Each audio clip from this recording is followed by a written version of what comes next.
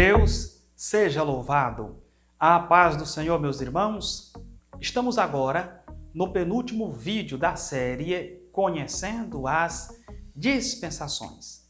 No vídeo anterior, falamos da dispensação da lei. Vimos que na referida dispensação, o homem foi submetido a um teste, observar toda a lei, que o seu fracasso se constituiu na quebra da lei e que o seu julgamento foi a dispersão mundial. E, claro, quando falo do homem, me refiro ao homem israelita, haja vista que, conforme vimos, a dispensação da lei foi exclusivamente a dispensação do povo de Israel.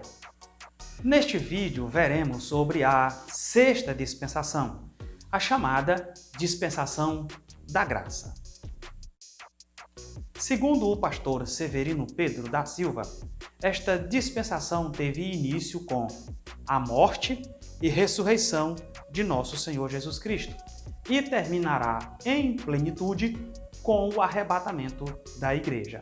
Contudo, oficialmente seus efeitos continuarão até Apocalipse 8, versos 1 a 4, pois nas lições do pastor Ciro Sanches Zibordi, em sua obra Perguntas Escatológicas, página 194, ainda haverá oportunidade de salvação pela graça para os gentios e judeus. Leia Apocalipse 7,14.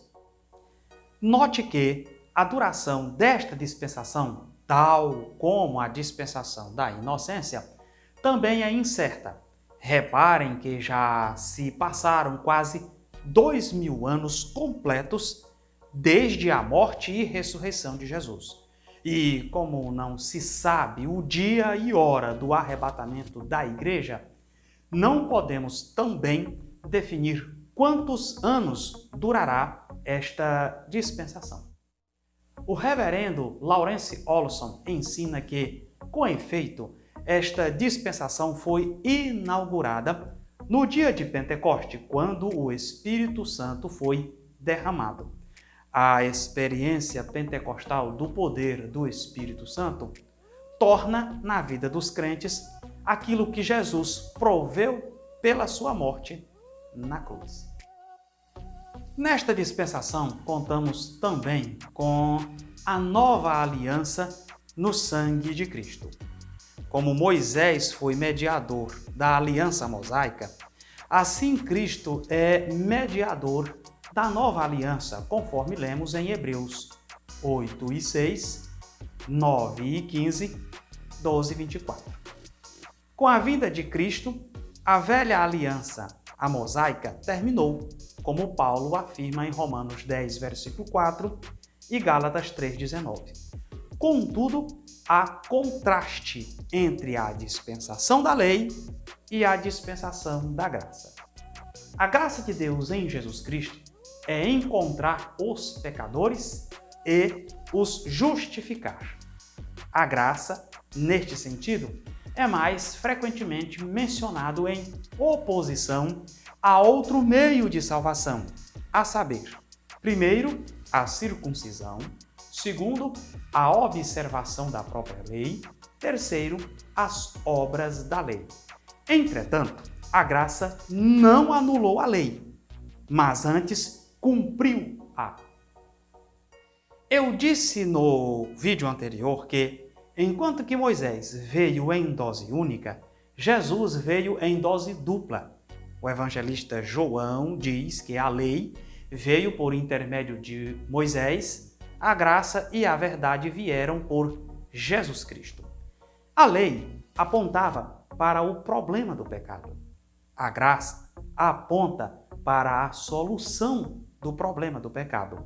E a verdade liberta o homem do pecado. Todas as profecias messiânicas veterotestamentárias foram cumpridas em Cristo. Ele foi a semente da mulher, que feriu a cabeça da serpente. Ele foi a descendência de Abraão, que veio ao mundo a libertar não somente Israel dos seus inimigos, como também a todo o mundo. Ele foi o profeta semelhante a Moisés, que veio para falar a palavra de Deus. Ele nasceu sob a lei e veio para cumprir a lei. O reverendo Lawrence Olson explica que Jesus, na sua primeira vinda ao mundo, não veio para imediatamente restabelecer a dinastia de Davi. Por quê? Porque logo em seguida Israel suportaria intensa disciplina, a saber, a dispersão entre as nações. Jesus, quando terminou a obra redentora, retirou-se para junto do seu Pai, onde está assentado no trono, aguardando o momento para voltar à terra, a fim de sentar-se sobre o trono da sua glória durante o milênio de paz. Quando lemos Mateus 13, onde se encontram as parábolas do semeador, do joio, do grão de mostarda e do fermento, percebemos claramente que nem todo o mundo será convertido pela pregação do Evangelho, mas sim que toda a duração e o fim desta dispensação caracterizar-se-á por uma mistura entre o bem e o mal. A responsabilidade do homem aqui é aceitar a Cristo pela fé e manter a doutrina de Cristo pura. É necessário que o homem creia em Jesus, confessando a ele publicamente de maneira expressa. A dispensação da graça não é apenas uma extensão ou continuação da dispensação da lei sob um outro nome. A lei e os profetas duraram até João Batista. Moisés e a lei pertenciam a uma dispensação. Cristo e a graça pertencem a outra dispensação. Portanto, não há lugar na igreja para os ritos cerimoniais, sacrifícios de carne, instituição de sacerdotes como mediadores entre Deus e os homens, suntuosos templos e etc. Também não se justifica igrejas do Estado, nem igrejas universais que exerçam o poder temporal. Cristo reinará temporalmente apenas ao voltar do céu e estabelecer o seu reino milenial aqui na terra. Bendito seja o nome do Senhor. Caminhando para o final deste vídeo, não poderíamos deixar de falar da igreja, a qual ocupa tão importante lugar no plano e no propósito divino no século presente e no iminente futuro, que é o milênio. O propósito de Deus nesta dispensação não é o da conversão total do mundo, mas sim chamar para fora do mundo. Daí a palavra grega eklésia, da qual deriva o termo igreja. Composta de judeus e gentios, a igreja é comparada a, primeiro, uma casa, segundo, um templo, terceiro, um corpo humano, do qual nós, os crentes, somos os membros e do qual Cristo é o cabeça. A igreja começou a tomar forma visível no dia de Pentecoste, o qual assinala a sua inauguração com os crentes sendo batizados no Espírito Santo.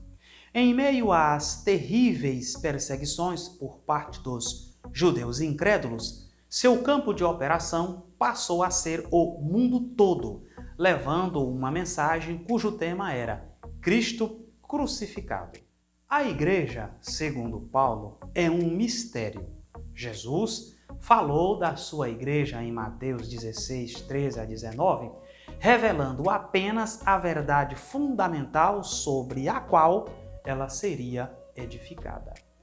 Desconhecida pelos profetas do Antigo Testamento e escolhida por Deus antes da fundação do mundo, a Paulo foi revelado que o propósito de Deus era formar, pela morte de Cristo, um só corpo, constituído de judeus e gentios.